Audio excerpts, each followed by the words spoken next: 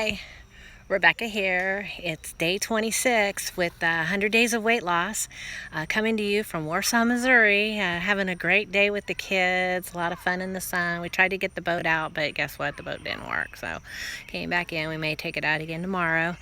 But I'm covering the 100 Days of Weight Loss by Linda Spangle.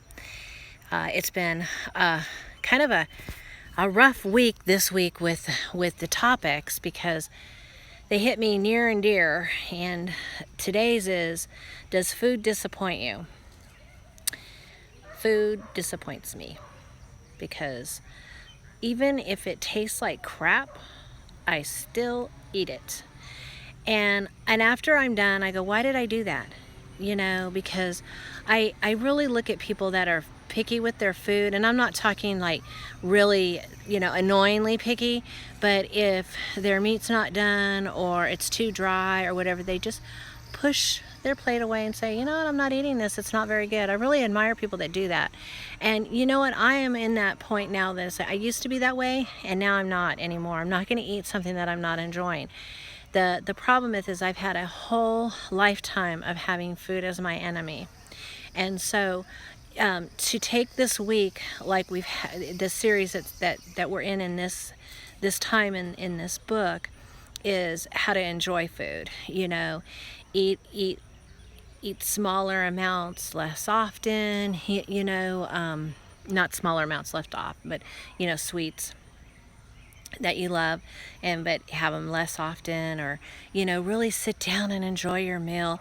These are really foreign to me because I feel like something might trigger me into backsliding. But how I've been feeling so far is so satisfied and so encouraged, and my husband is really good about encouraging me to try new recipes that we can incorporate into our new lifestyle, because he's 100% with me, and he is really wanting to. Sorry, I've been out in the sun all day, so I got my hat on and my glasses, and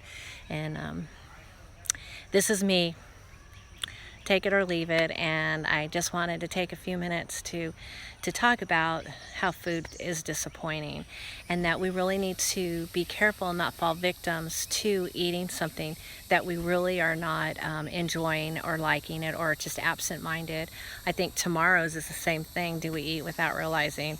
It just keeps being, this whole week has been very redundant with the same theme, and I guess rightfully so, because it's certainly a big topic with me, and I've been really afraid to even talk about it, because it is like bearing your soul to what you're thinking, and to tell people that, you know what, I have eaten just so randomly and so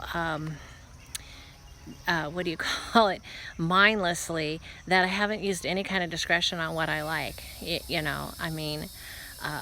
If it was there, if I was emotional, if I was upset, I would eat just because it was there, and especially if I was alone.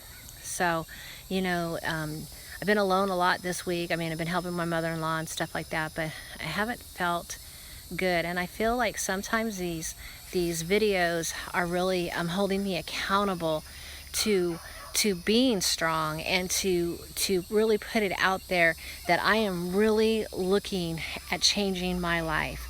And so if you're not doing a video, grab a friend and do it with that person, whoever is somebody that's not too close, that because sometimes husbands and wife, my husband doesn't do that, but sometimes so husbands and wife, it can be too close, and it could be hard when you tell your husband, tell me when I'm doing this, and then he does, and then you fly off the handle. So be careful who somebody that you can trust, but also it's not a common diet buddy that you have, because I've had diet buddies in the past and we just fall off the wagon at the same time. So it's just really pick somebody that you want to be accountable to, and write everything down that you eat right now. And that's what I'm doing. I'm writing it down on my PayPal, or I keep saying my PayPal, it's MyFitnessPal. So, and seeing where you're at and getting some activity in, because I find now, today we've been on the go and we've been doing all sorts of stuff, and I have forgotten to eat, but I haven't been hungry until now. Now we're going to have a barbecue. So, but have fun and enjoy it, and find other activities. Is there something that you've always wanted to do? For me, I want to do stand-up paddleboard at some point. You know, I don't know if it'll be this summer or the next summer, but I'm going to do stand-up paddleboard. I have a really good friend that her and her husband just went on an 18-day hiking trip.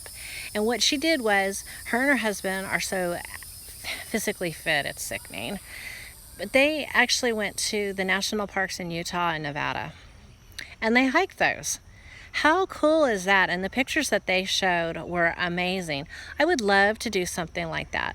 So, you know, be encouraged. Doesn't matter how old you are, how young you are, but if there's something that you really want to do, and you're sitting there eating something that really is shitty for you, you know, isn't too dry, too awful, doesn't taste really good, but you're eating it because it's there, then stop doing that.